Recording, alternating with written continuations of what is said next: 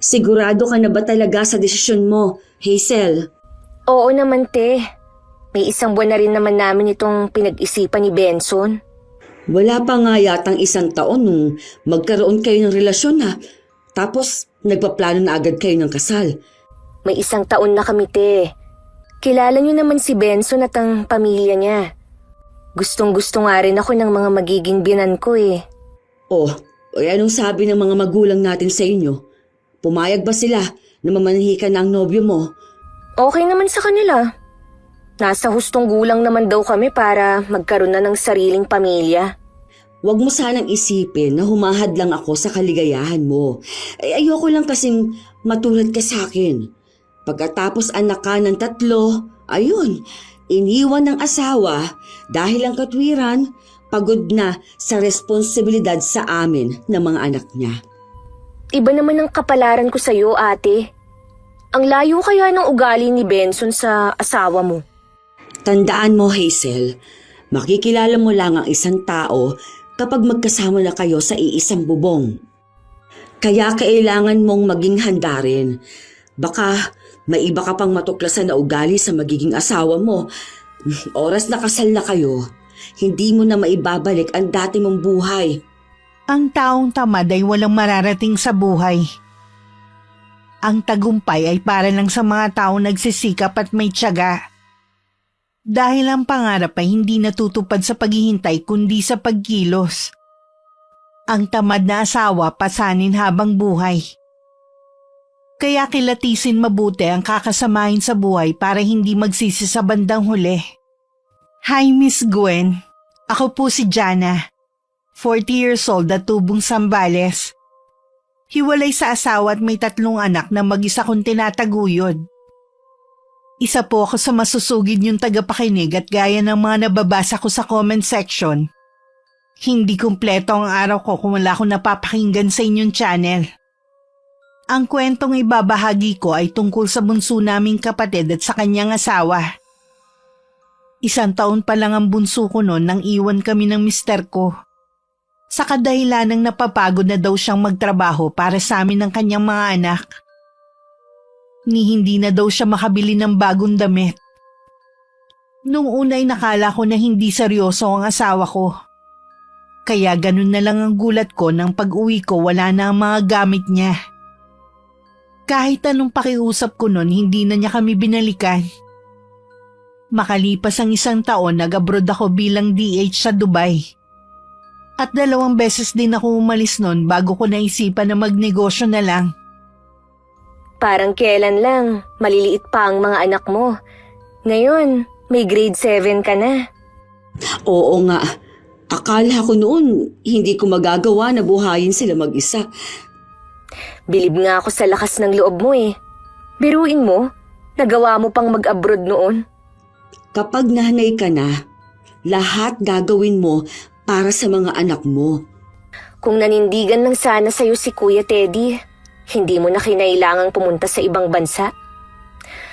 Ano na nga pala ang balita sa dati mong asawa? Ayun, buhay binata, sabi ng mga kakilala namin. Ganong buhay naman pala ang gusto niya. Sana hindi na siya nagpakasal. Nung una, hindi naman siya ganun. Hindi ko na maalala kung kailan siya nagbago at tama rin sa responsibilidad niya sa amin. Bata ka pa naman, ate. Makakahanap ka pa ng lalaking magmamahal sa inyo ng mga pamangkin ko. Hindi ko na iniisip ang bagay na yan.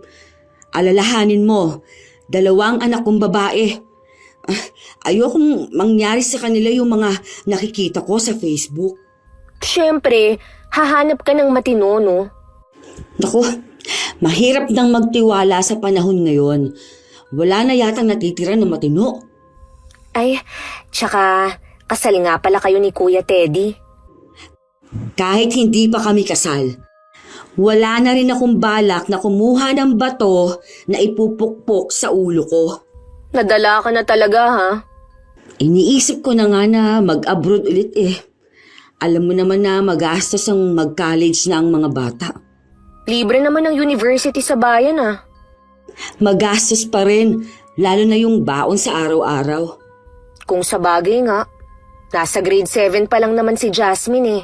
Marami pang pwedeng mangyari. Bakit nga pala ang aga mong dumalaw dito sa bahay? Kasi sa Sabado na ng gabi mamamanhikan sina Benson at ang mga magulang niya. Magpapaluto sana ako sa'yo ng dinuguan eh.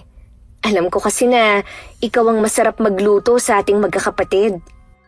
Mukhang desidido ka na talaga na lumagay sa tahimik.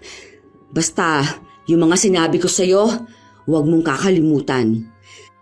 Hindi lang basta sarap ang pag-aasawa ha. May kaakibat din yung hirap at pasakit. Si Ate Jana, imbis na batiin mo ko, para kang nananakot pa eh. Aba, gusto ko lang na maging handa ka. Narinig mo naman siguro ang mga sinasabi ng matatanda dito sa atin na ang pag-aasawa ay hindi kaning isusubo at kapag napaso iluluwa. Alam ko naman yon. Sa desisyon ko na pakasalan si Benson, ito ang pinakamagandang desisyon na gagawin ko. Nangingisla pa ang mga mata ni Hazel habang abot tenga ang pagkakangiti. Alam ko sa estado niya, puso lang ang pinapakinggan nito. Masaya naman ako para sa kapatid ko. Pero dahil nga sa naging karanasan ko, hindi ko maiwasang mangamba para sa kanya. Dumating ang araw ng Sabado. Lahat excited sa pamamanhikan ni Benson at ng pamilya niya. Sabi ni Hazel, nasa 10 raw ang darating. 5:00 pa lang dumating na ang mga bisita. Mabuti na lang nagluto si inay ng pansit at may puto na ipapartner sana sa dinuguan. Mainit naman silang sinalubong ng mga magulang at mga kapatid ko. Yun nga lang nakitaan ko ng konting pagkadismaya si inay. Wala man lang kasing bitbit ang mga yon. Para tuloy may birthday lang sa amin at mga bisita silang inimbita lang. Naging maayos naman ang pamamanhikan nila. Yun nga lang hindi maiwasang may masabi ang pamilya namin. Pasensya na po kayo, Nay, Tay. Nabanggit ko kasi kay Benson na tayo na ang bahala sa lulutuin eh. Baka akala niya hindi na nila kailangang magdala. Meron ba namang mamamanhikan na wala man lang dalang kahit ano? Baka po hindi lang nila alam. Di baka mo bunso si Benson? Nabanggit rin naman nila kanina na ikinasal ang mga kapatid ng nobyo mo. Imposible na hindi nila alam ang tamang pamamanhikan. Hayaan nyo na lang po, Nay.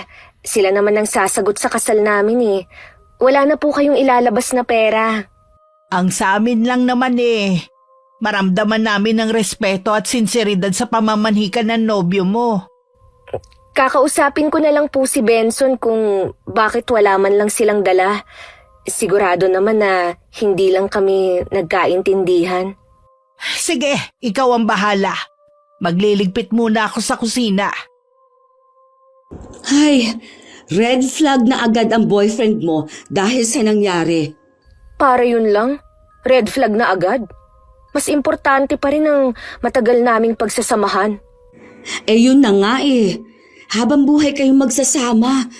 Tapos pamamanhikan pa lang parang tinitipid ka na. Kalimutan na natin ang nangyari.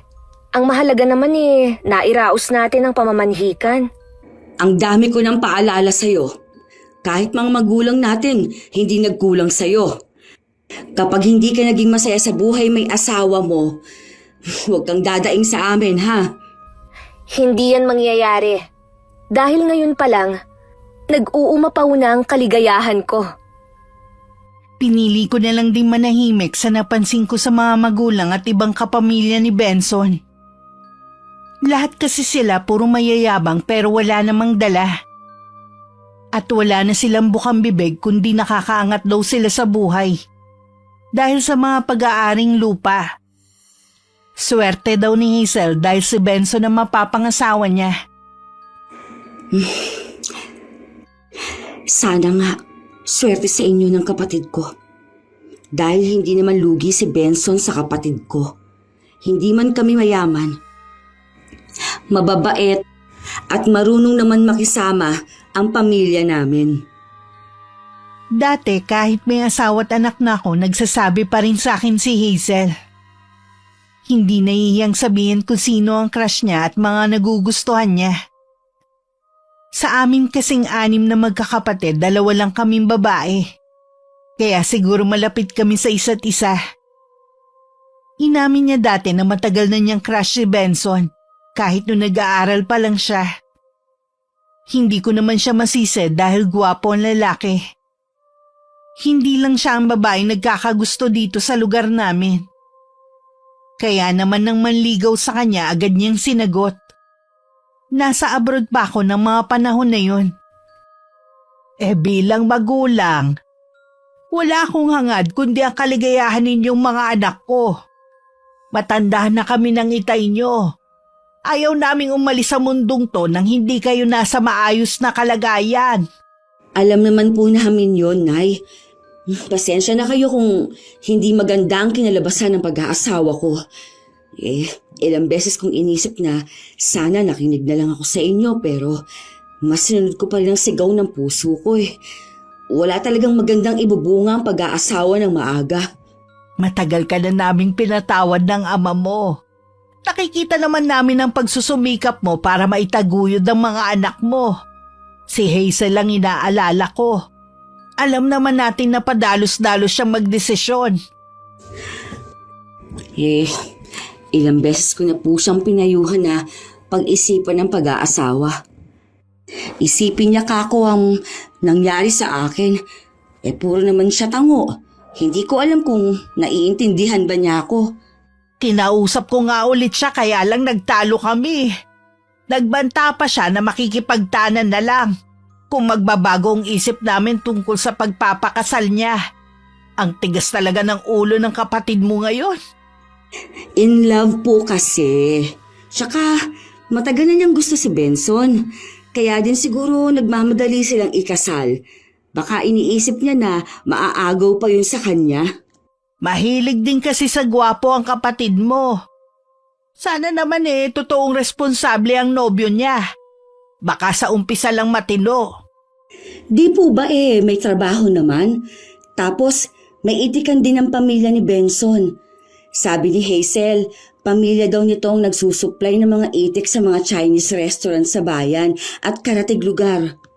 Iba ang pera ng magulang sa anak. Magpapamilya na sila. Dapat lang na marunong siyang itaguyod ang asawa niya. At magiging anak ng hindi umaasa sa mga magulang.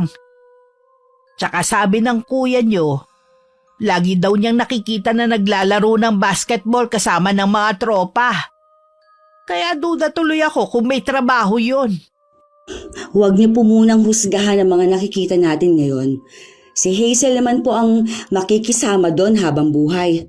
Tsaka hindi naman po tayo nagkulang ng paalala. Oo nga. Gusto ko lang naman maglabas ng saloobin siya nga pala. Nabanggit ng kapatid mo na nagbabalak ka na naman daw mag-abroad. Opo, gusto ko po kasing makatapos ng pag-aaral ang mga anak ko Tsaka para makapag-ipon na rin. Iba po kasi yung kita sa ibang bansa kaysa dito po sa atin.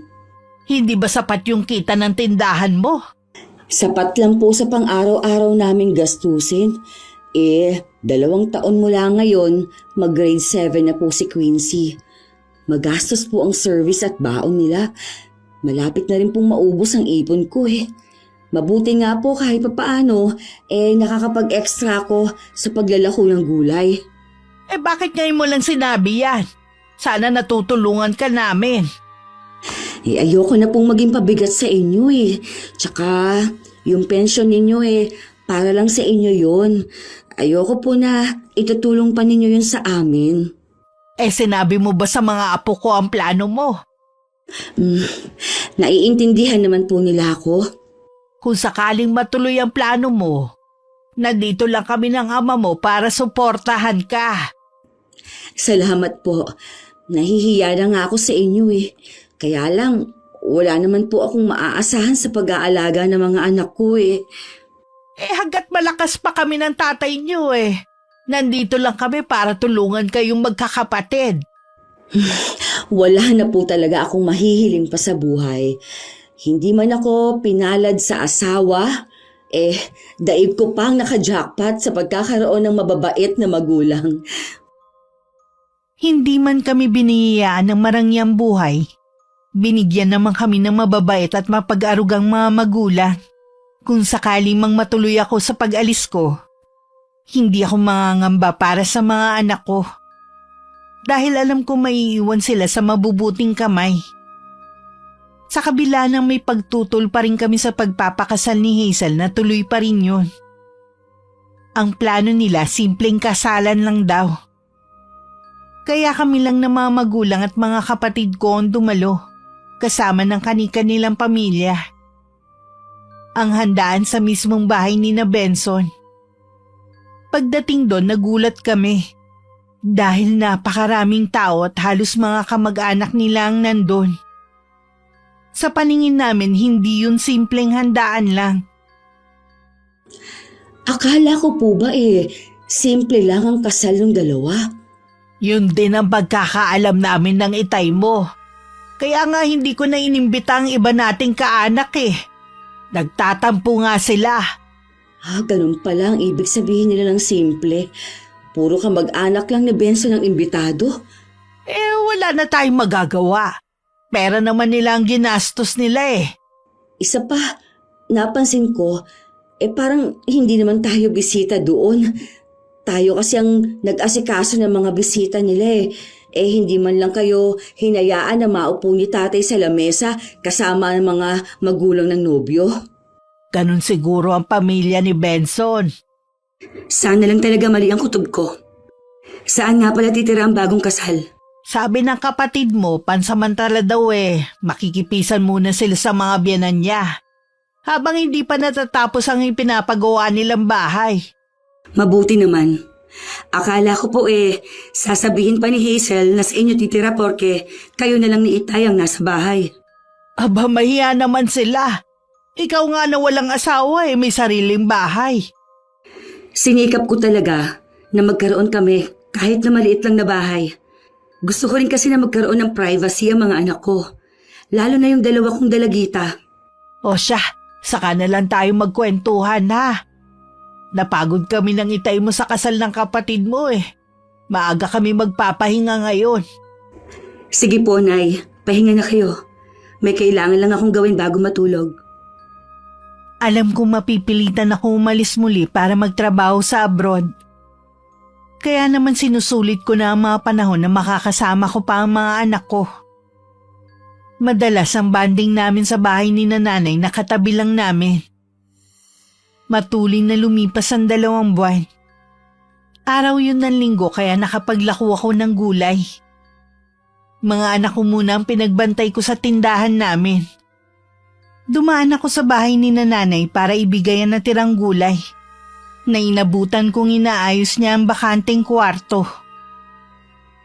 Oh, Nay, bakit niyo nililinis ang dating kwarto ni Hazel? May darating po ba kayong bisita galing malayong lugar? Wala bang binabanggit ang kapatid mo sa'yo?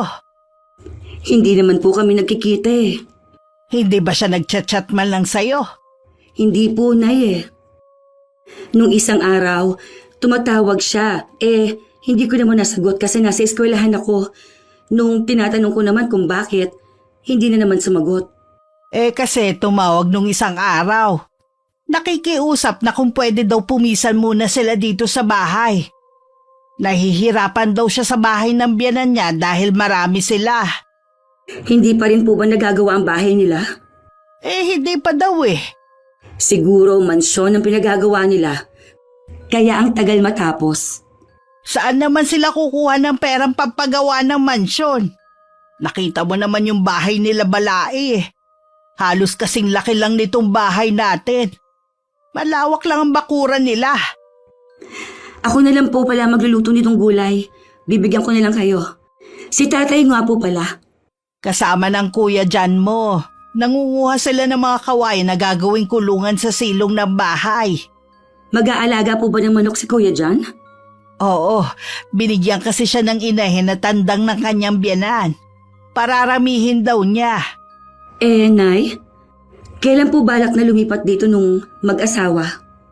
Baka daw bukas ng gabi pagkagaling sa trabaho ni Benson. Okay lang ba naman sa inyo ni tatay na dito sila? Oo naman. Tsaka pansamantala lang naman eh. Sige Nay, uuwi na po ako. Iluluto ko pa itong gulay eh. Hindi maganda ang kutob ko sa pagpisan ng kapatid ko at bayaw ko kay nanay. Pero hindi ko na lang yun sinabi.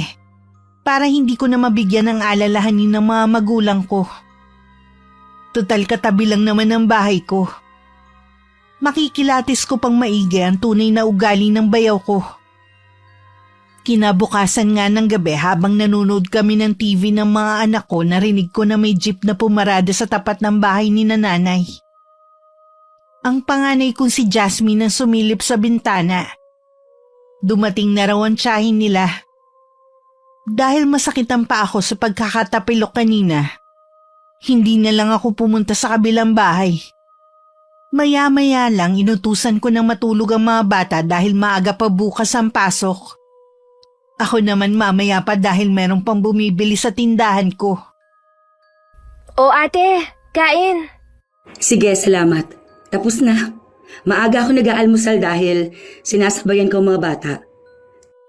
Tanghali ka na kumain? Hating gabi na kasi gising pa kami ni Benson.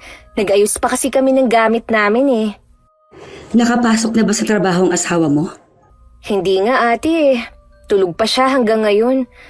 Wala namang problema kung hindi siya makapasok ngayon Tsuhi naman ni Benson ang boss niya. Ganon. Ano nga ba ang rason kung bakit kayo umalis sa bahay ng biyenan mo? Ang dami kasi namin sa bahay na yun. Tapos, ako lang lahat ang gumagawa. Pati mga damit ng kapatid ni Benson na wala pang asawa ako ang naglalaba. Di sana, hindi ka pumayag. Sabi kasi ni Benson, hayaan ko na raw. Kasi wala naman akong ginagawa. Tsaka hindi naman kami gumagastos sa bahay. Mabuti. Napapayag mo ang asawa mo na dumito muna. Pansamantala lang naman. Gusto ko nga sanang umupa kaso wala naman kaming gamit. Tsaka nagtitipid nga kami dahil nagpapagawa ng bahay. Wala kayong gamit?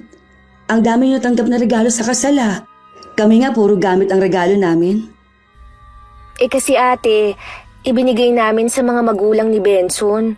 Wala pa kasi silang ganong gamit Paano kapag lumipat na kayo sa bahay nyo? Di kayo naman ang walang gamit? Ate, madali naman ang magpundar ng gamit. O siya, maiwan na muna kita. Pumunta lang ako para kumustahin ang paglilipat ninyo kagabi. Ganitong oras din kasi maraming bumibili sa tindahan.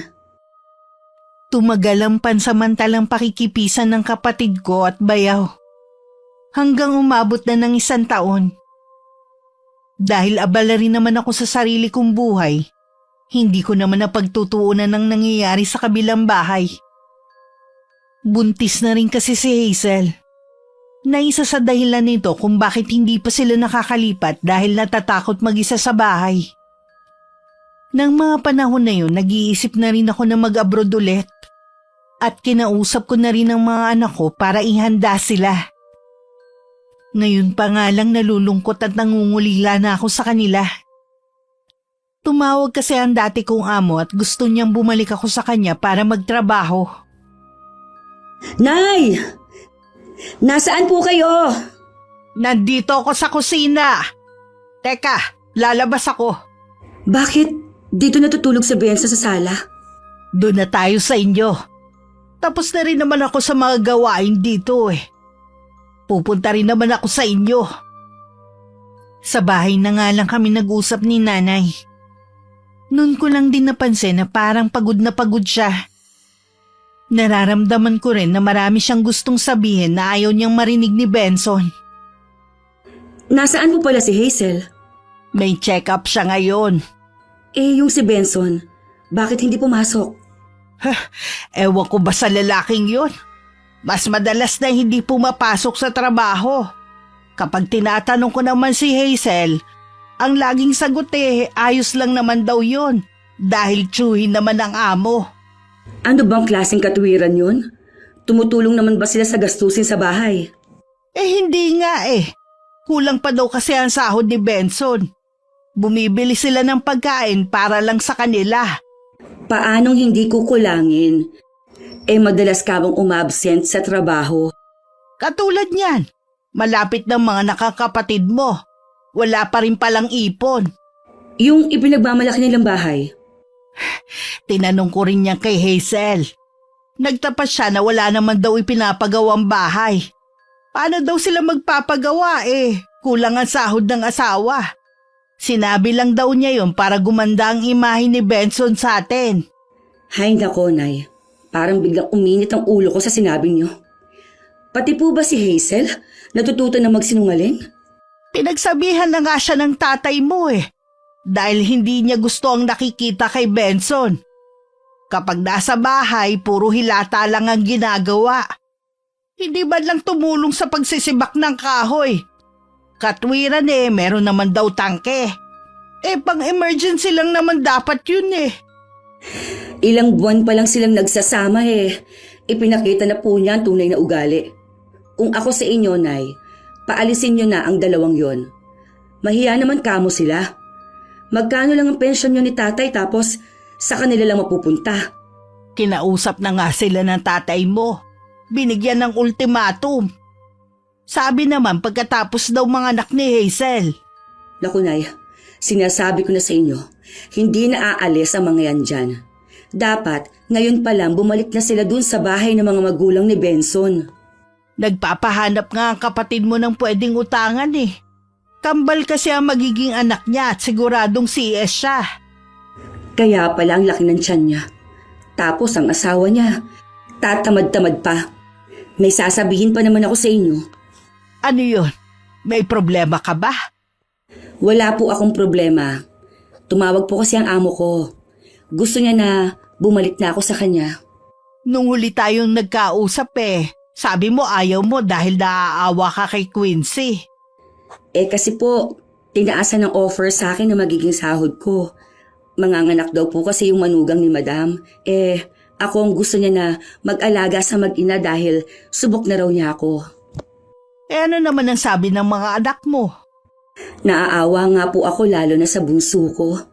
Pero pinaliwanagan ko naman po na kailangan kong gawin yon. Nangako naman ako na isang alis na lang talaga. Parang dinudurog nga po ang puso ko, Nay.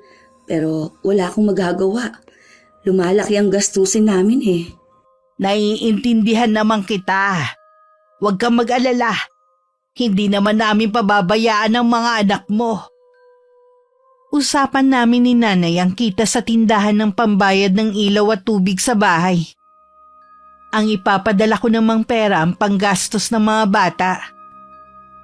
May nakalaang ding allowance sa kanila ni Itay. Nahihiya naman kasi ko na magpaalaga ng libre. Nakapanganak na rin si Hazel bago ako makaalis. Sabi ni Nanay mga biyanan daw nito ang gumawa ng paraan kung saan kukuha ng perang pambayad sa ospital. Habang nasa Dubai ako, walang araw na hindi ko iniisip ang mga anak ko. Panatag naman ako dahil alam kong hindi sila pababayaan ng mga magulang ko.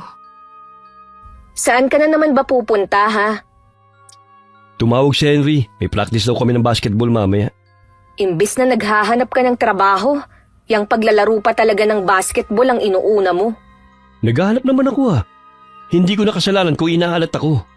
Ang sabihin mo, namimili ka pa kasi ng trabaho. Bueno naman kung namimili ako.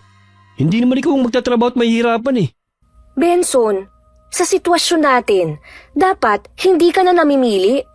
Kambal ang anak natin. Sa gatas pa lang, namumulubi na ako. Tapos ganyan ka pa. Hihiram ako ng pera sa tropa ko para pambili ng gatas ng kambal. Baon na tayo sa utang. Baka dumating ang araw na wala nang magpautang sa atin. Ayaw mo kasi sa suggestion ko Na ano? Kunin natin ang tindahan ni ate? Pag-aawayin mo pa kaming magkapatid Kung ayaw mo, diwag. Ang sakin lang naman, hanggat nasa abroad lang siya. Kapag umuwi siya, tsaka natin ibalik. Hindi yun papayag, kahit si inay. Napakadamot naman nila. Hindi ka naman ibang tao Diyan ka na nga. Anong oras ka na naman uuwi? Dito ka ba kakain? Gabi na ako uuwi. Sa bahay lang din ako ng mga magulang ko kakain. Mabuti pa doon, masarap ang ulam.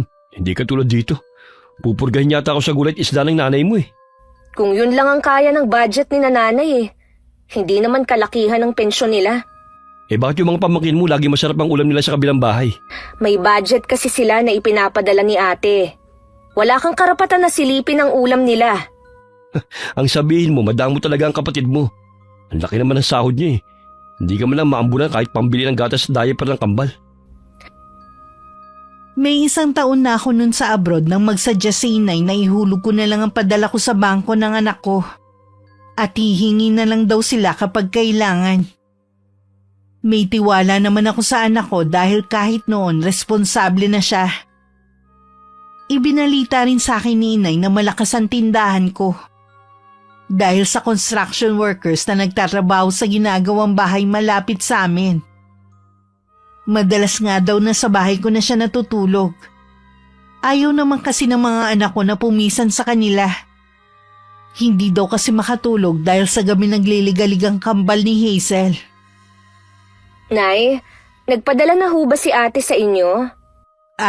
Hindi na nagpapadala sa akin ng ate mo. Ha? Paano ang mga gastusin ng mga pamangkin ko? Nagpapadala ang ate mo kay Jasmine. Marunong na naman ang apo kong yun eh. Bakit kay Jasmine? Anong malay nun sa pera? Marunong siya. At mabuti na rin yun habang bata natututo na maging responsable. Para hindi tamad kapag tumanda. Alam na niya kung paano pahahalagahan ng pera. Kailangan ko pa naman ng pera. Wala na kasing gatas ang kambal eh. Hanggang ngayon ba wala pa rin nahahanap na trabaho si Benson? Naghahanap naman po siya. Kaso wala pang tumatawag sa kanya. Di ba sinabihan kita na kailangan pa ng helper sa ginagawang bahay malapit dito sa atin? Pinuntahan ba niya? Hindi ko na po sinabi kay Benson. Sigurado naman na aayawan niya ang ganong trabaho eh. Mabigat naman kasi ang trabaho na yun at maghapon pang bilad sa araw. Alam mo, kinukonsinti mo rin kasi ang katamaran ng asawa mo eh. Hindi man lang kayo mahiya sa amin ng tatay mo. Halos sa inyo na lang napupunta ang pensyon namin May suhestyon po ako sa inyo, Nay, para hindi na kami maging pabigat sa inyo. Ano naman? Ibigay niyo na lang po sa amin yung tindahan ni Ate Jana. Ano ka mo? Nasisiraan ka na ba ng bait? Pinaghirapan nyo ng ate mo tapos kukunin mo lang. At hindi papayag ang mga apo ko na kasama kayo sa bahay nila. Balak naman po namin na doon na tumira. Tapos dito nyo na rin patirahin ng mga apo nyo. Ibabalik naman po namin kay ate kapag umuwi siya. Hindi nga papayag ang ate mo sa gusto mong mangyari. Malaki naman po ang sahod ni Ate Jana. Samantalang kami, walang pinagkakakitaan. Kasi nga tamad maghanap ng trabaho ang asawa mo. Grabe naman kayo magsalita. Gumagawa naman po kami ng paraan Kung hindi ho kayo papayag, wala kayong magagawa, kundi ang gastusan muna kami.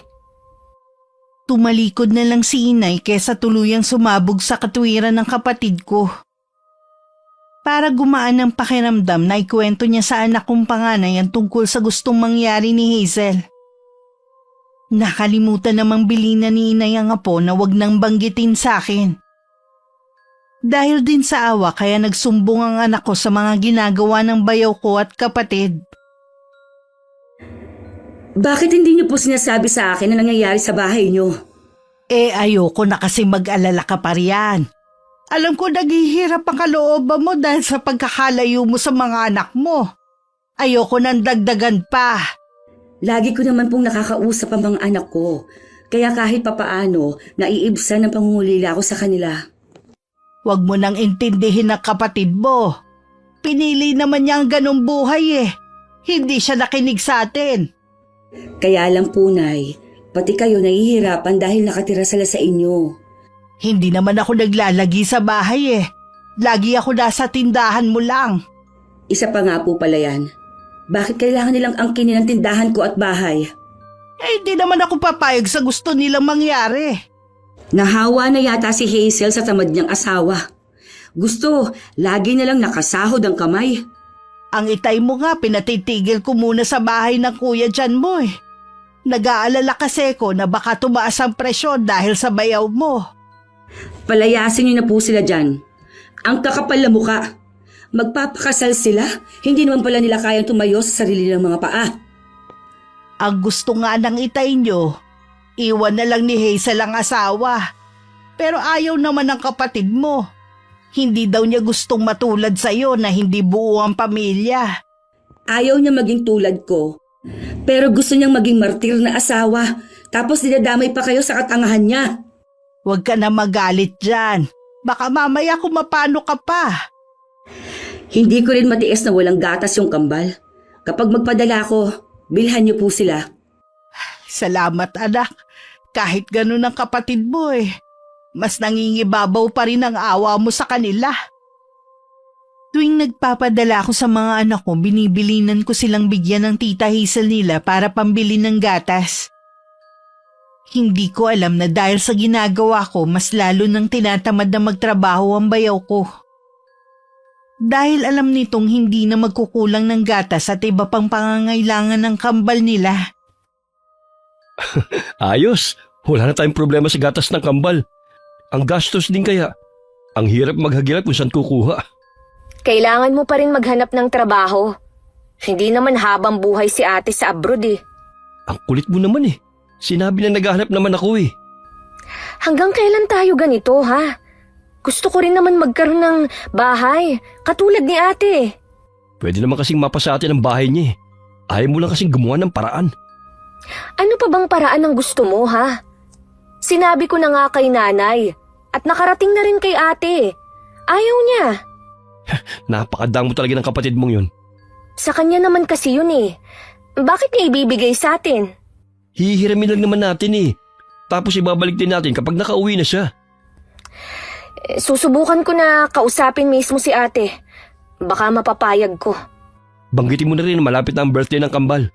Kailangan bonggang handa natin ha. Hating gabi na nun at nakaiga na ako. Nag-chat lang ako sa GC ng mga anak ko na bukas na lang ako magvi-video call. Dahil pagod ako sa maghapon at kulang din sa tulog dahil may sakit ang apo ng madam ko. Pipikit na sana ako nang marinig ko na may tumatawag. Nagulat pa ako nang makita kong si Hazel na nasa kabilang linya. Pasensya ka na ate ha, kung naistorbo ko ang pamamahinga mo. Ayos lang.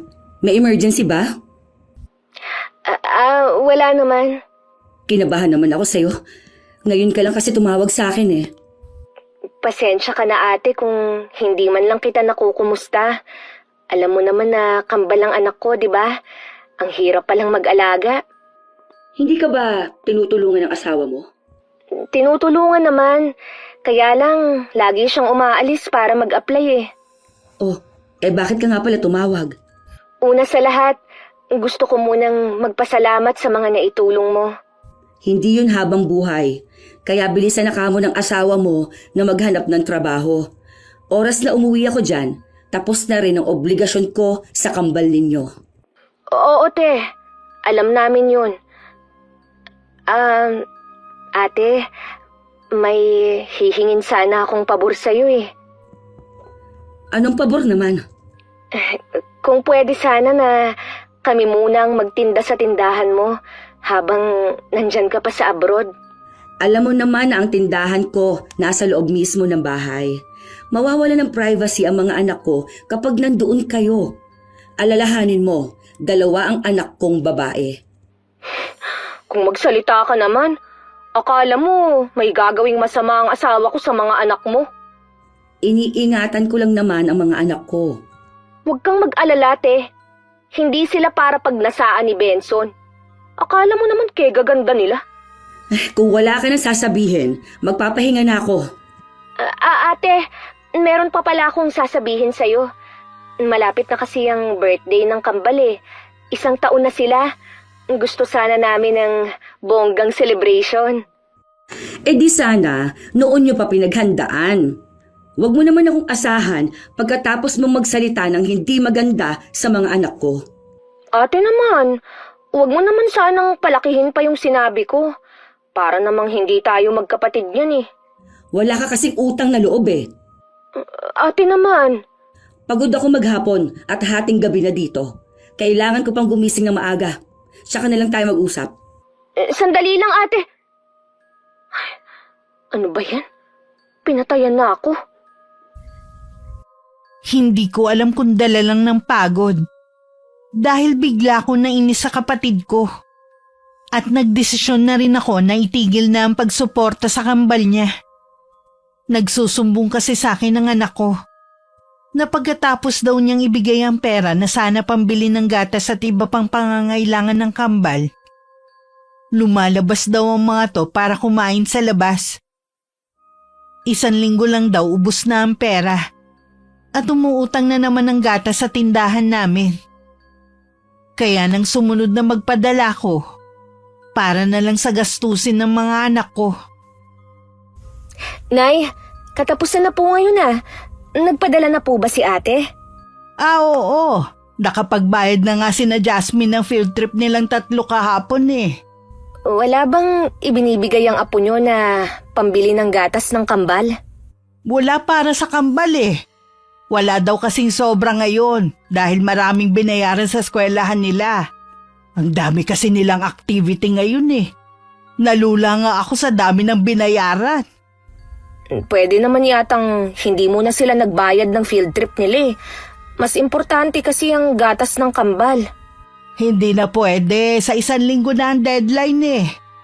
Sana, hindi na lang pinasama ni ate ang mga anak niya sa field trip na yan.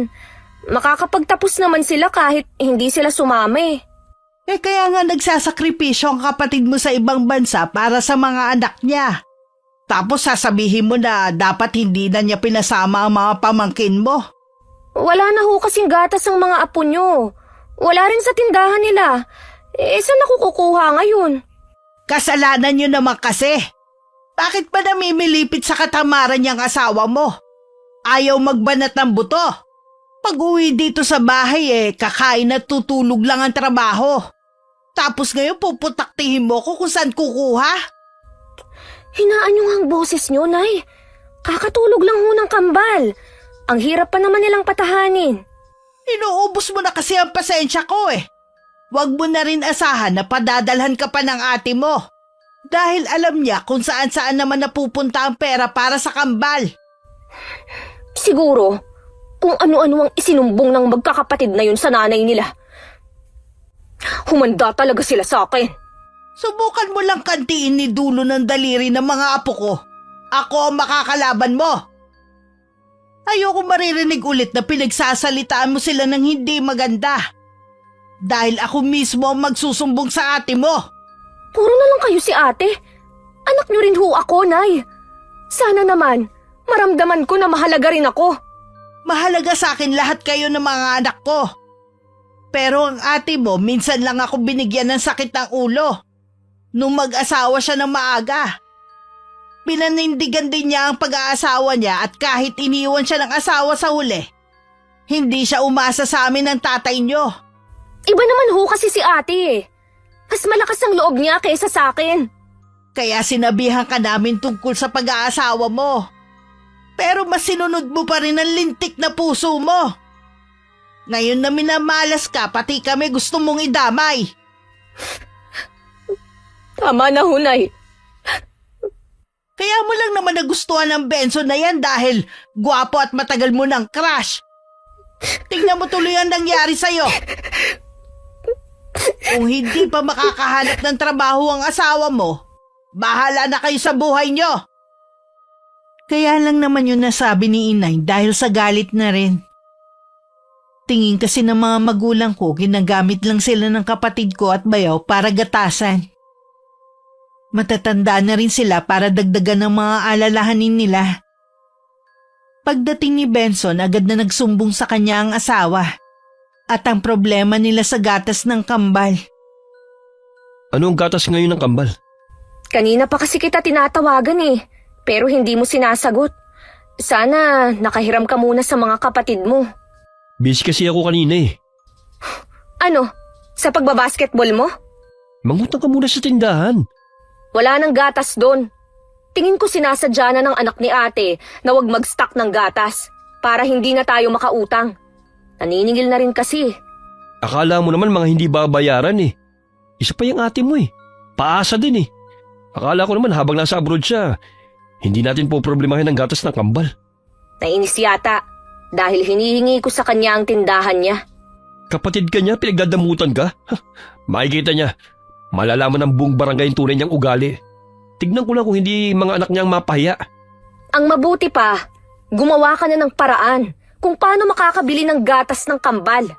Gabi na eh. Saan pa ako makakahanap nito? Anong gusto mo? Magdamag na umiyak ang mga anak natin? Nasaan bang nanay mo? Nasa kabilang bahay na yun. Kanina pa siya umalis. Lalabas muna ako para maghanap ng gatas. Kahit yung nasa malit na pack lang.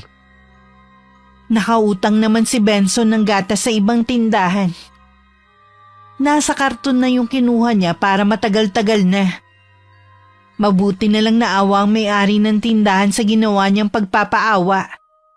Nangako na lang siya na babayaran agad ang nakuha.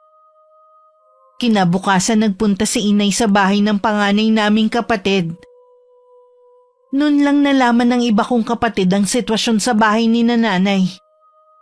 Lahat sila gusto nang palayasin si Benson. Kung gusto daw sumama ni Hazel, hayaan na lang daw ang kapatid namin na magtanda. Mabuti naman ho at umuwi na kayo. Wala pa ho kasi kaming sinaing dyan eh. Ha! Pati ba naman pagsasaing hindi mo magawa? Alam niyo naman hong mahirap kumilos dahil kambal ang anak ko. Ang sabihin mo, nahawa ka na sa asawa mong tamad. Nay, nandito po si Benson. Narinig ko po yung sinabi niyo. Sobra naman kayo magsalita. O bakit? Totoo naman hindi ba? Mula nang tumira kayo rito, bumigat na ang pamumuhay namin dito. Nakikisama naman po kami sa inyo ah. Ano bang problema niyo? Anong klaseng pakisama ha? Wala ka nang ginawa kundi matulog at kumain. Kaya mo lang ba pinakasalan si Hazel para magpakargo sa amin ha? Nay naman, kumikilos naman ang asawa ko kahit papano eh. Wala nang tumira kayo rito ni minsan hindi man lang nagsibak ng kahoy ang asawa mo. Pati ikaw Hazel, nahawa na rin sa pagiging batugan ng asawa mo. Mabuti pa umalis na kayo rito. Saan naman ho kami titira? Di bumalik kayo doon sa biyanan mo. Doon kayo magpakargo. Mabuti pa nga umalis na tayo rito. Bumalik na tayo sa bahay namin. Tinablang ka rin ng hiya. Ayoko pong bumalik doon. Sinabi ko naman sa inyo ang naging kalagayan ko doon. Ayoko na pong maranasan yun. Lalo na't may kambal na ako. Dapat 1,000 beses ka muna nag-isip. Kung talagang itong lalaki na to ang gusto mong kasamahin habang buhay. Nay! Sandali lang ho! Huwag po muna kayong umalis! Hayaan mo na siya. Wala na tayong magagawa pa. Mag-impake ka na lang. Kasalanan mong lahat ng ito eh! Sinabi ko na kasi na maghanap ka na ng trabaho! Maghahanap na nga ako eh. Humingi na ako ng tulong sa mga kaibigan ko. Pansamantala, doon muna tayo sa amin. Kapag nahirapan kami ron, babalik ulit kami rito kahit hindi ka namin kasama! Masakit din naman kay inay ang ginawa niya. Pero yun lang ang naiisip niyang paraan para matuto ang kapatid ko at bayaw. Maghapon siya nagbantay sa tindahan para hindi niya makita ang pag-alis ng mag-asawa. Mga anak ko lang ang nagsabi na nakaalis na nga ang dalawa.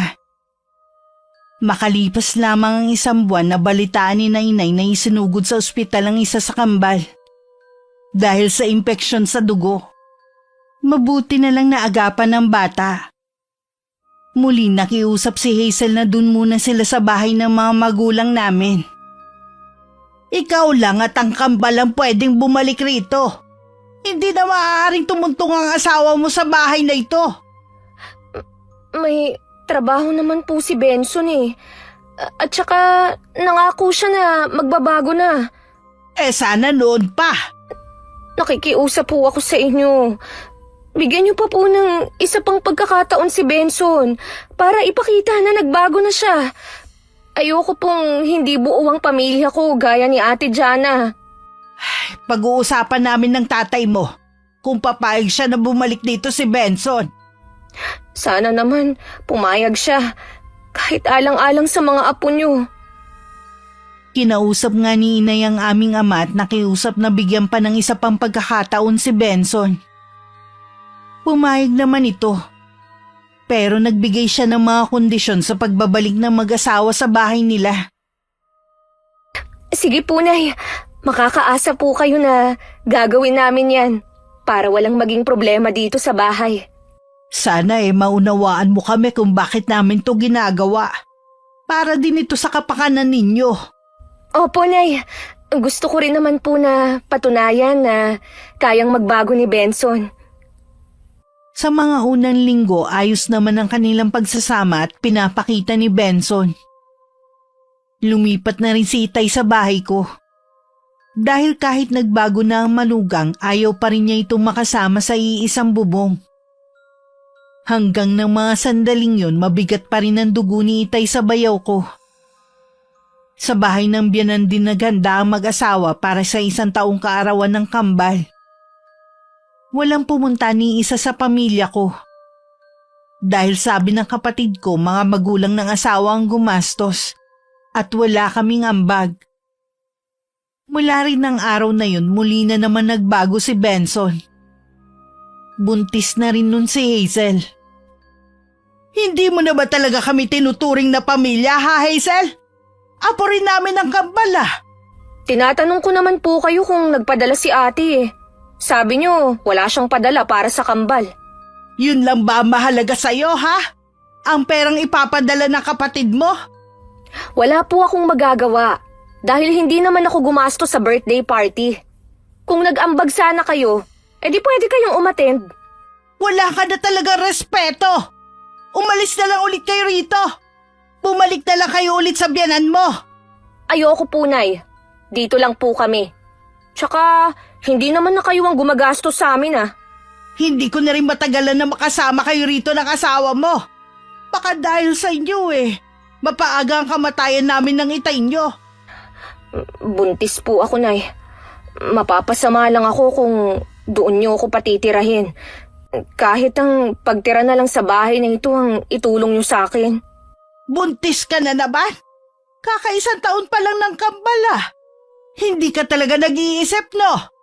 Imbes na sila muna ang intindihin mo, magdadagdag ka na naman. Bakit po ba kayo nagagalit? May asawa naman ako ah. Buti kung kanino lang ako nagpabuntis. Ang tanga mo talaga! Hindi ka nag-iisip! Wala sanang problema kung masipag ang asawa mo sa paghahanap buhay. Hindi naman. Masipag lang sa paggawa ng bata. May trabaho naman ho ngayon si Benson eh. Pag-iipunan na po namin ng panganganak ko. Dapat lang. Dahil kahit ang mga kuya mo, pagod na rin sa pagtulong sa'yo. Naubusan na rin ng pasensya si Inay. Kung iba lang siguro ang sitwasyon ng buhay ng mag-asawa, baka matuwa pa siya sa pagbubuntis ulit ng kapatid ko. Naniniwala naman kasi ang mga magulang namin na biyaya ang mga sanggol. Matuloy na lumipas ang 3 taon. Sa wakas nakauwi na rin ako sa amin. Puno ng pananabik na niyakap ko ang mga anak ko. Sa bahay ko na rin tuluyan tumira ang mga magulang ko na sabik din ako niyakap. Pansamantalang pinaubayan na lang muna nila ang kanilang bahay sa mag-asawa na 3 na ang anak. Ang ganda mo, Iha. Hiyang talaga sa'yo ang pagtatrabaho sa ibang bansa. Yun nga lang ang laki ng ipinayat mo. Minsan po kasi nalilipasan ng gutom sa dami ng ginagawa. Nakita ko ang mga litrato mo kung saan-saan bansa ka na pala nakarating. Isinasama po ako ng amo ko, kaya lang mas nakakapagod ang sumama. Mas marami po kasing trabaho Minsan nga po, ilang oras lang ang tulog ko. Ngayong nandito ka na, kahit maghapon ka pang matulog, wala kang iisipin na amo. Kung pwede nga lang po sana. Kaya lang, meron akong mga anak na umaasa sa akin. Hindi ako pwede magpahinga hanggat hindi sila nakakatapos ng pag-aaral. Sana nga lahat ng tao katulad mong mag-isip. Oh, kumusta na nga po pala si Hazel? Lagi lang naman siyang nasa bahay. Ikaw na lang ang mangamusta sa kanya.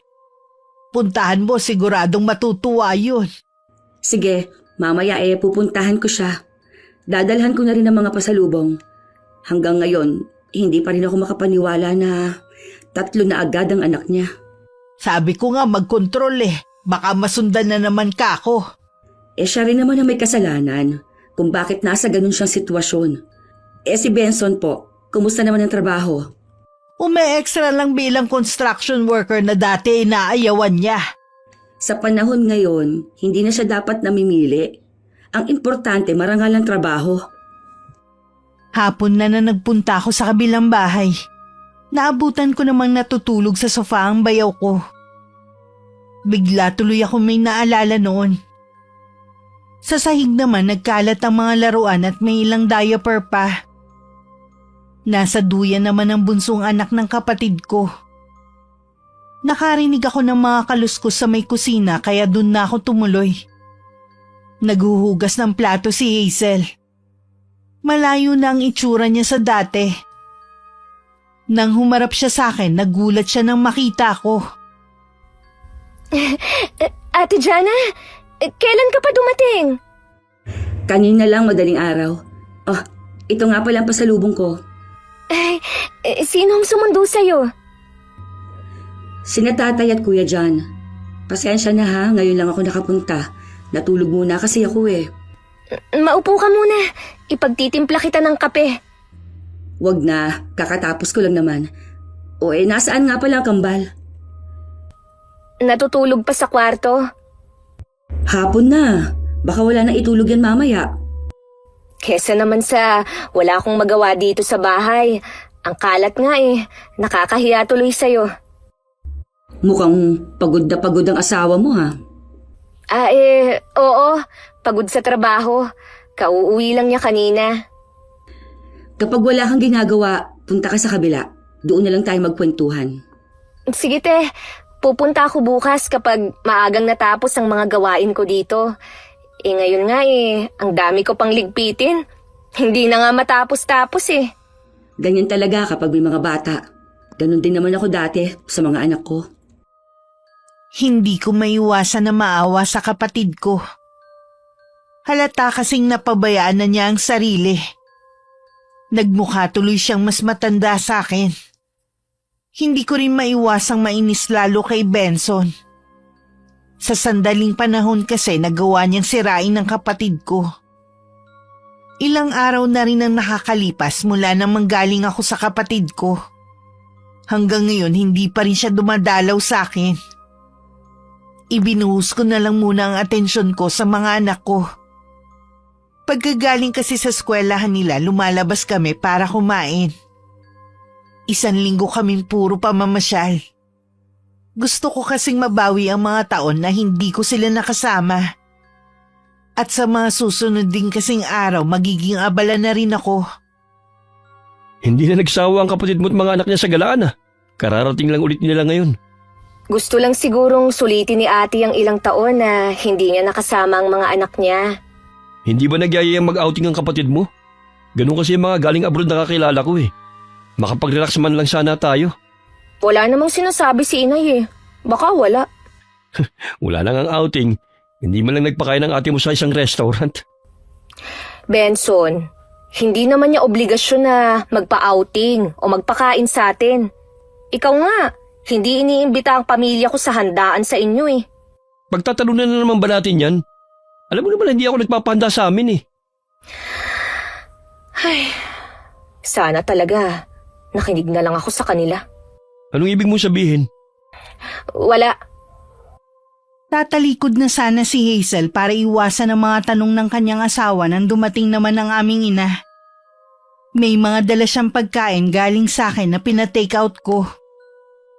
Ipinabibigay ng ate mo para hindi na daw kayo magluto ng hapunan. Tamang-tama, wala kaming ulam ngayon. Akin na punay. Ako na po magdadala sa kusina. Pakisabi po kay ate, salamat. Tinatanong nga niya kung bakit hindi ka pumupunta sa bahay niya. Ilang araw ka na niyang hinihintay eh. Kasi po, Nay, ang dami kong ginagawa rito eh. Gusto ko rin sanang makipagkwentuhan kay ate.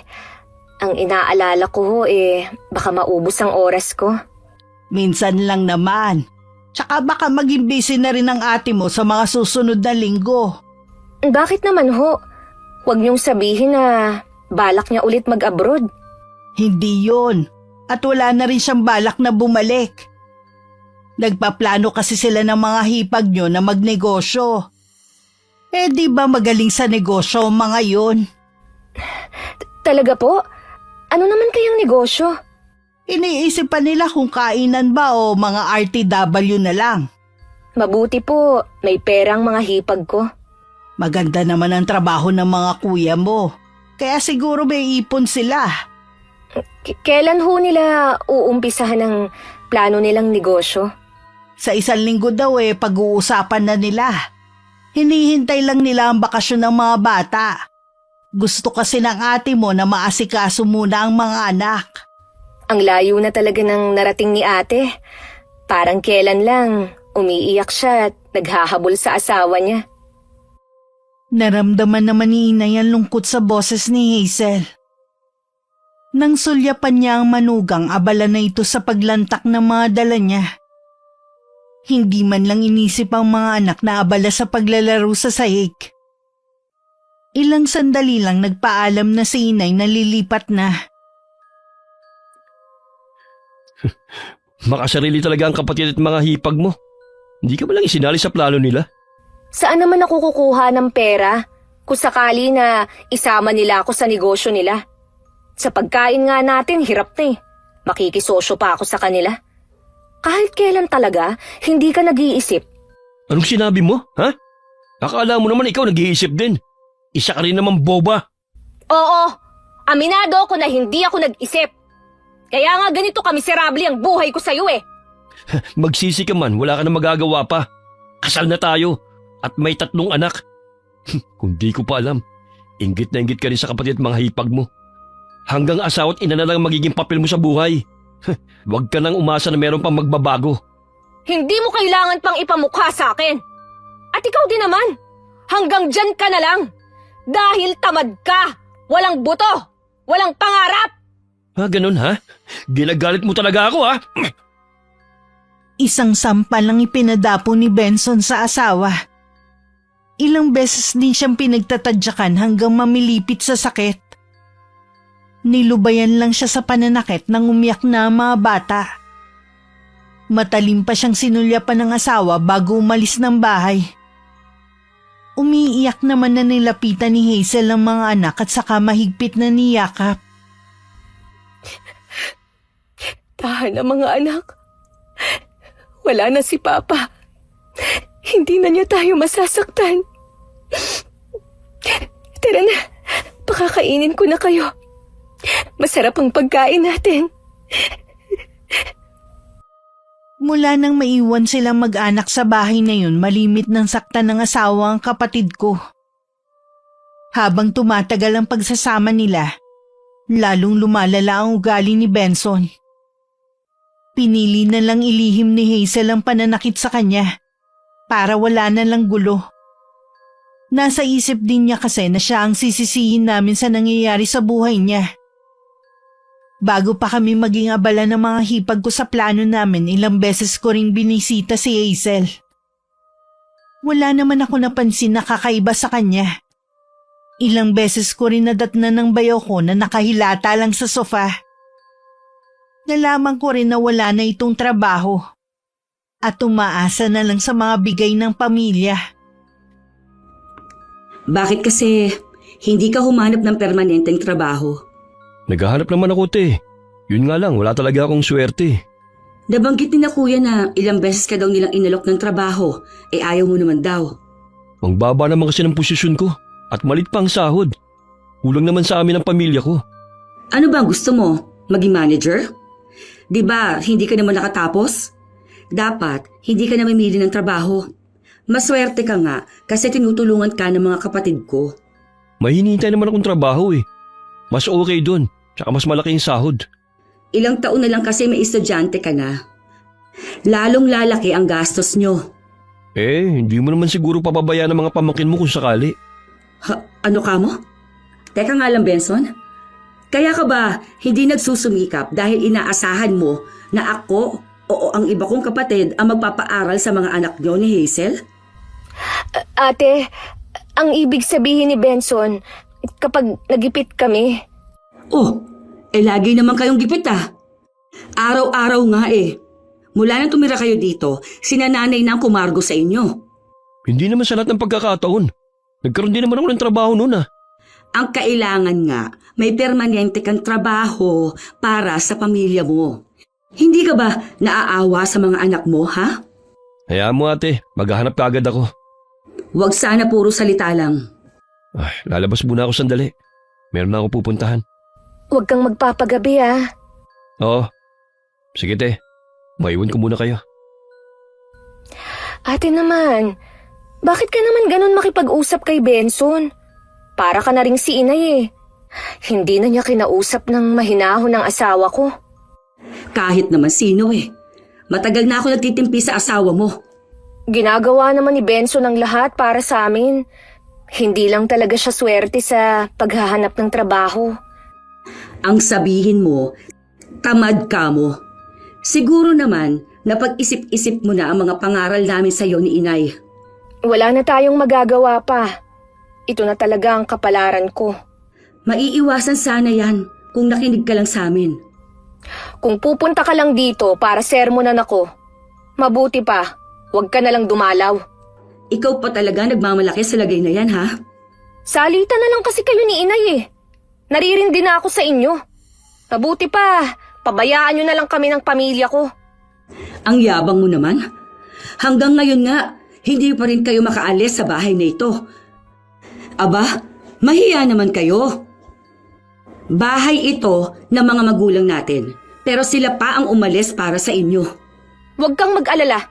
Kapag nagkabahay kami, ibabalik ko ng buo ang bahay na ito para wala na kayong maisumbat sa amin. Kailan pa kaya yon? Maghintay ka kung kailan. Sige na, umalis ka na. Marami pa akong gagawin eh. Inaabala mo na ako. Hindi ko maiwasang sumama ang loob kay Hazel. Dahil sa ginawa niyang pagtataboy sa akin. Hindi man lang niya naisip ang mga naitulong ko sa kanya. Sa halip na isipin niya ang buhay nila mag-iina, mas kinakampihan pa rin niya ang asawa. Imbis na magpakumbaba at sabihin na iiwan na lang ito at magbabagong buhay kasama namin. Isang kainan sa bayan ang naisip naming itayo. Dahil lahat kami ng hipag ko marunong magluto at hilig talaga namin. Sa sipag at tiyaga namin, sinamahan pa namin ng dasal. Naging matagumpay naman ang negosyo namin sa loob ng 2 taon. Ang mga magulang ko pa rin na nag-aasikaso sa mga anak ko kapag abala ko. Nay, pwede ko po bang iwan sa inyo ang mga anak ko? Oo naman. Dali mo na lang dito ang mga apo ko. Sa bahay niyo na lang po sila bantayan. Hindi kasi ako pwedeng umalis eh. Uuwi kasi ngayon si Quincy at walang mag-aasikaso. Ano ba naman yan, Nay? Ngayon nga lang ako humingi sa inyo ng pabor eh. Hindi niyo pa ako mapagbigyan. Puro na lang mga anak ni ate ang iniintindi niyo. Paano naman ako at ang mga apo niyo sa akin? Hindi naman kita tinatanggihan ah. Dalhin mo nga dito sa bahay. Ayoko nga po rito. Bakit ayaw mo? Ano ba ang problema mo ha? Marami po kasing nakikita ang mga anak ko sa bahay na ito. Baka mamaya kung ano-ano na naman ang ipabili sa akin. Saan naman ako kukuha ng pera? Huwag kang mag-alala. Sabihin mo lang sa akin kung anong gusto nila at ibibili ko sila. Huwag na po. Isasama ko na nga lang sila. Bakit ba ang init ng ulo mo ha? Ang ganda kasi ng pakiusap ko sa inyo eh. Dadalihan niyo ako ng ganyan. Ay, saan ka ba kasi pupunta? Nagpapacheck up ho ako. Huwag mo sabihing buntis ka na naman. Hindi pa ho ako sigurado. Pero hanggang ngayon, hindi pa ako dinadatnan eh. Diba sabi ko naman sa'yo, mag-control ka. At mahirap ang maraming anak at sunod-sunod pa. Umiinom naman ho ako ng contraceptive. Kaso po sa dami ng ginagawa ko, nakakalimutan ko na rin. Ganyan na nga ang buhay nyo, magdadagdag ka na naman. Wala na ho tayong magagawa kung sakaling buntis nga ako. Sige na, magpa-check up ka na. Babantayan ko na sa inyo ang mga apo ko. Nakumpirma nga ang 2 buwan ng buntis si Hazel. Hindi naman maitago ng mga magulang ko ang pagkadismaya. Pakiramdam nila ayaw na rin umalis ng kapatid ko sa kinasasadlakan nito. Para bang tinanggap na lang niya na dadami ang anak niya sa asawang tamad at walang pangarap sa buhay. Kahit ako nadismaya at nalungkot din nang sabihin yun ni Inay. Naniniwala naman ako na blessing ang mga sanggol. Kaya lang mas kawawa kasi sila sa ganung sitwasyon. Inaalala ko rin ang mga pamangkin ko. Sa susunod na pagbubukas ng klase, papasok na ang kambal. Mga hindi talaga nag-iisip. Kahit yung kapatid mo pansariling kaligayahan na lang ang iniintindi. Sa tingin ko po, Nay, inaasahan na rin nila na hindi natin sila pababayaan. Yun na napala ng kapatid mo. Pati mga batang walang kamalay-malay na dadamay pa sa mga mali nilang desisyon sa buhay. Wala na po tayong magagawa pa. Ayaw naman niyang hiwalay ang asawa. Makasarili nga kasi silang mag-asawa. Puro pasarap, babaya naman sa mga anak. Tulungan na lang po natin. Lalo lang aasa sa atin ang lalaking yon. Lalo silang hindi magpupursige sa buhay. Ayoko po sana itong sabihin, Nay. Kaya lang, buntis si Hazel. Baka mapano siya. Ano bang gusto mo sabihin? May palagay po akong sinasaktan si Hazel ng asawa niya. Ilang beses ko na kasing nakikitaan ng pasa. Kaya siguro laging nakamahabang manggas ang kapatid mo. Walang ya talaga ang lalaking yon. Irresponsable na nga, nananakit pa siya. Kung tatanungin niyo po si Hazel, siguradong itatanggi lang niya yon. Ipagtatanggol pa niya ang asawa niya. Kailangan mahuli niyo siya sa akto na sinasaktan ng kapatid ko. Mula nga nun pinapakiramdaman na ni Inay ang kabilang bahay. Dala rin ng awa sa kapatid ko, sinagot na ng mga magulang ko ang isang sakong bigas at ulam nila araw-araw. Tuwing nagluluto si Inay, dinadamihan na niya at nagdadala siya sa kabila. Isang araw magdadala siya ng ulam doon nang marinig niyang nagiiyakan ng mga apo. Nagmamadali siyang pumasok sa bahay. At nakita niyang nasa sahig si Hazel habang binubugbog ng asawa. Sa pagkabigla, nabitiwan niya ang hawak na mangkok. Mabilis siyang lumapit at tinulak ang bayaw ko. Hayop ka! Wala kang karapatan saktan ng anak ko! Lumayas ka sa pamamahay namin! Away mag-asawa po to. Huwag na lang kayong makialam. Halos patayin mo na ang asawa mo tapos hindi ako makikialam. Alam mong buntis si Hazel. Wala ka talagang awa. Kasalanan naman niya kung bakit ako nagagalit. Losyang na nga siya, nagpabuntis pa ulit. Huwag mo sisihin ang asawa mo. May kasalanan ka rin. Hindi ka marunong mag-alaga sa pamilya mo. Lumayas ka dito at huwag nang magpapakita kahit kailan. Mag-asawa po kami ni Hazel. Wala kayong karapatan na palayasin ako. Hindi ka talaga aalis? Sige, tatawagin ko ang asawa ko. Alam mo matagal nang mainit ang dugo niya sa'yo. Nasisiguro ko kapag nalaman niya to, mapapatay ka niya. O sige, isinasauli ko ng anak nyo. Nakakahiya na rin naman ang itsura niya. Porke nagkaanak lang, pinabayaan ang sarili. Nakakadiri na rin tabihan sa higaan. Magsama kayo mag-ina. Benson! Huwag kang umalis! Benson! Hayaan mo na siya. Walang kwenta ang lalaking yon. Huwag kang mag-alala sa mga anak mo. Kami ang bahala sa inyo. Patawarin niyo ako, Nay. Walang dapat sisihin, kundi ako. Tahan na. Ngayon wala na ang asawa mo, makakapagbagong buhay na kayo ng mga apo ko. Inuwi na lang muna ni Inay si Hazel at mga anak nito sa bahay. Baka kasi biglang bumalik ang asawa at manggulo. Kahit umalis na ang bayaw ko, hindi pa rin matanggap ni Inay ang sinapit ng kapatid ko. Wala siyang ginagawang hakbang noon. dahil lagi niyang isinasaalang-alang si Hazel at ang mga anak nito. Pero iba na ang usapan na sinasaktan niya ang kapatid ko. Nalaman din naming pati mga bata nakakaranas ng kalupitan mula sa kanilang sariling ama.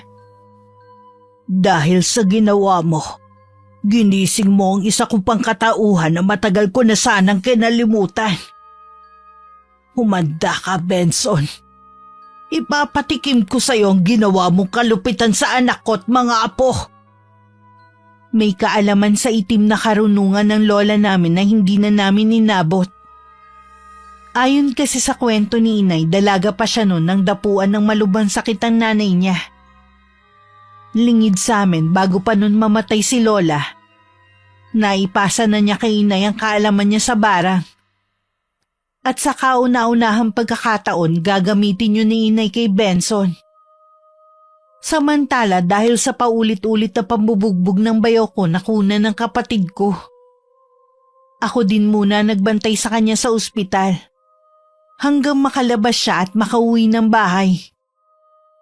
Salamat ate sa mga tulong na nagawa mo sa akin. Wala yon. Magpagaling ka ha. At kapag balik ng lakas mo, pwede ka magtrabaho sa restaurant kung gusto mo o kahit saan mo gusto. Tutulungan kita na makabangon ulit. Gustuhin ko man makapagtrabaho, pero walang mag-aalaga sa mga anak ko. Nag-usap na kami ni inay.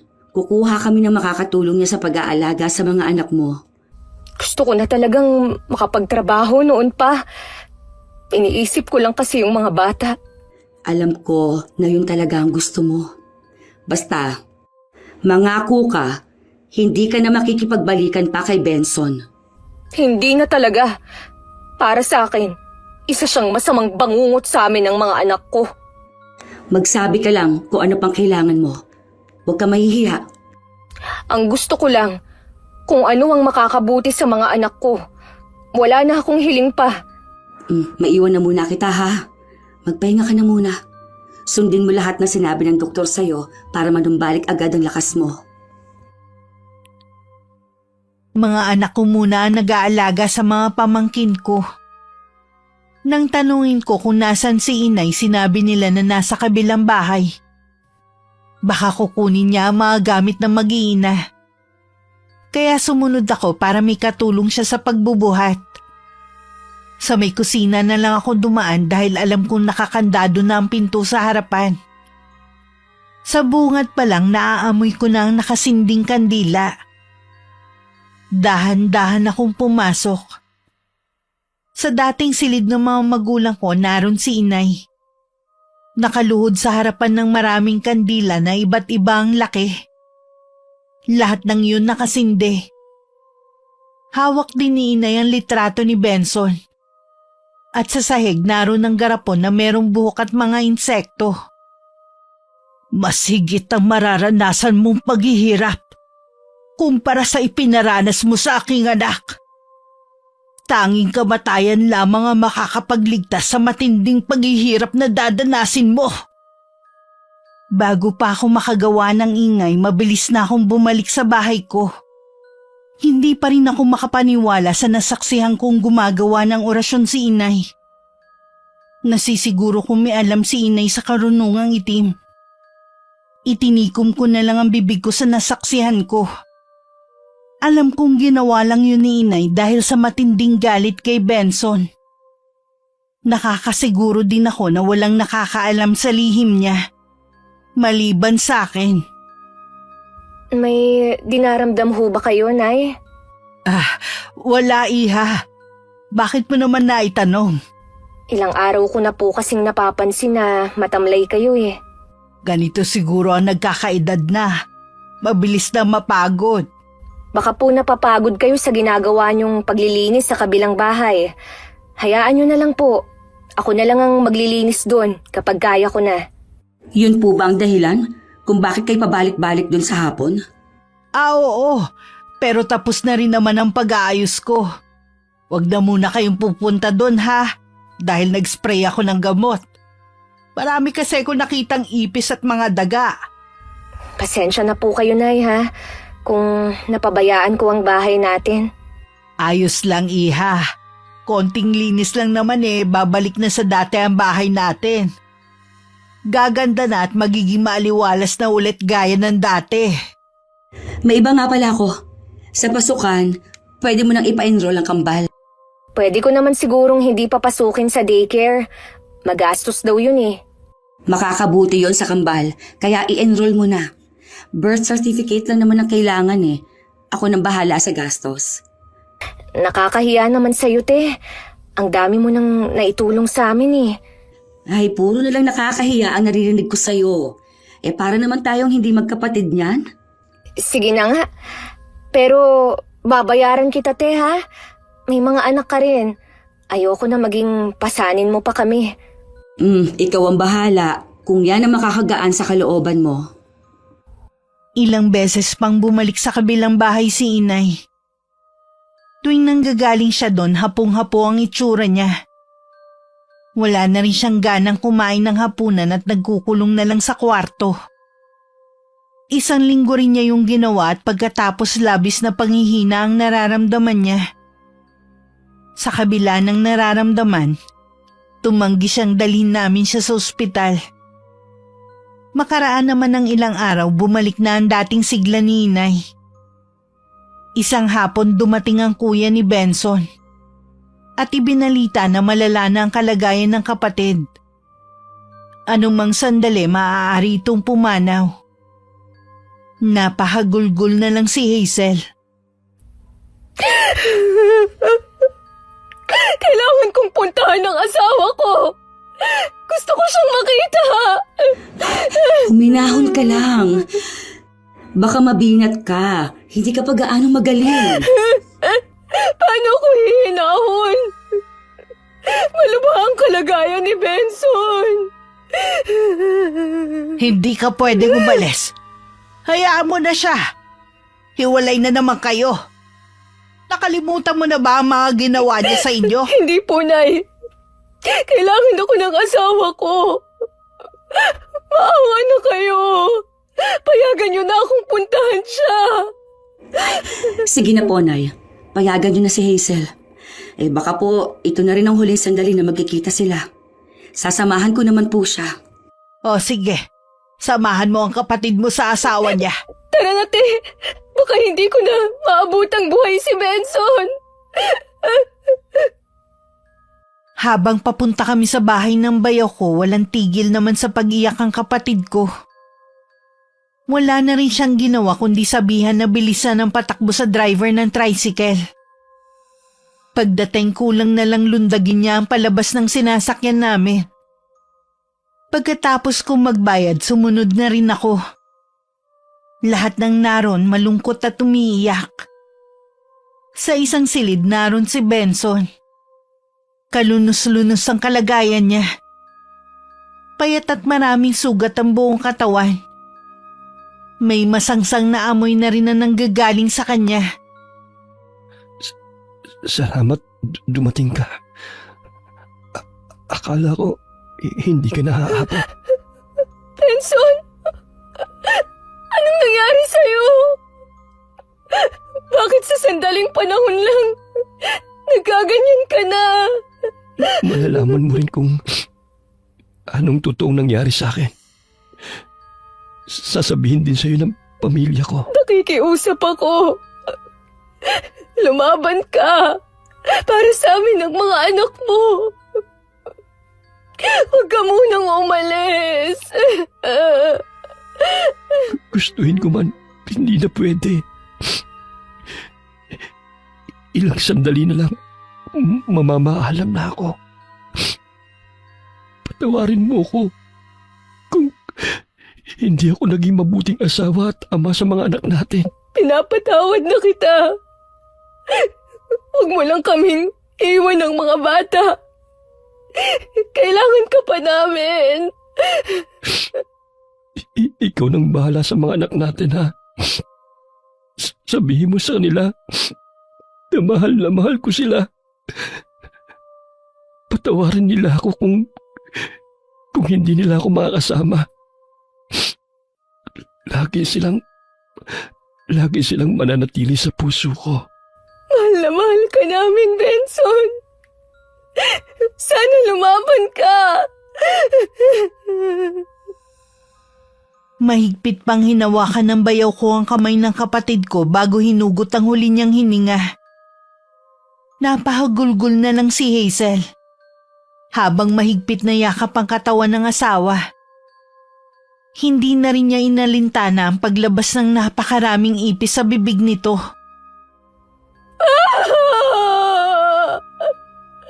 Benson! Asawa ko!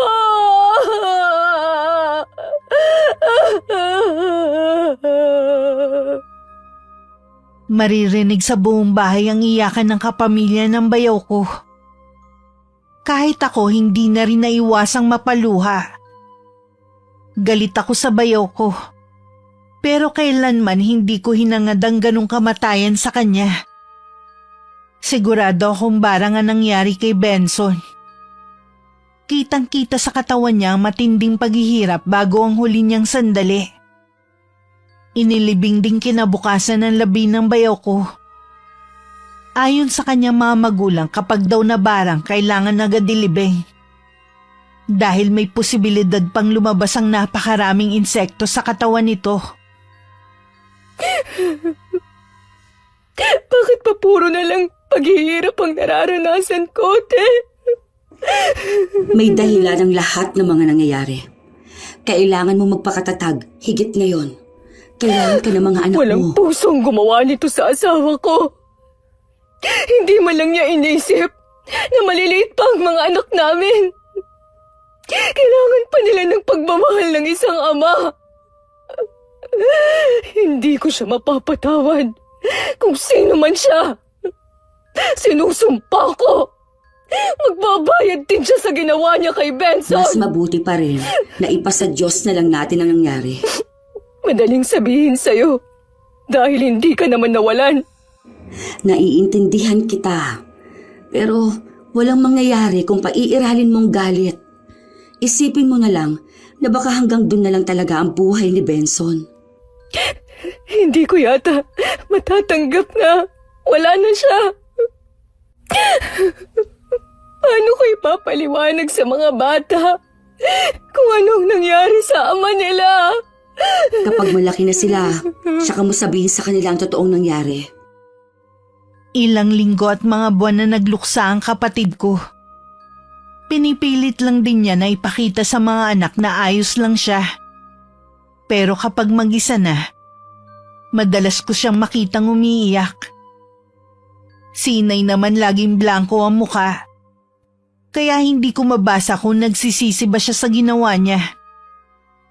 Hanggang ngayon nananatili pa rin tikom ang bibig ko. Sa totoong nasa likod ng pangbabarang sa bayaw ko, Miss Gwen. Sa mga nakikinig, lalo na sa mga kabataan, huwag magpadalos-dalos sa desisyon kung usapan na yung pagpapakasal. Ugaliin makinig sa mga magulang o sa mas nakakatanda. Dahil masigit silang may karanasan pagdating sa pakikipagrelasyon.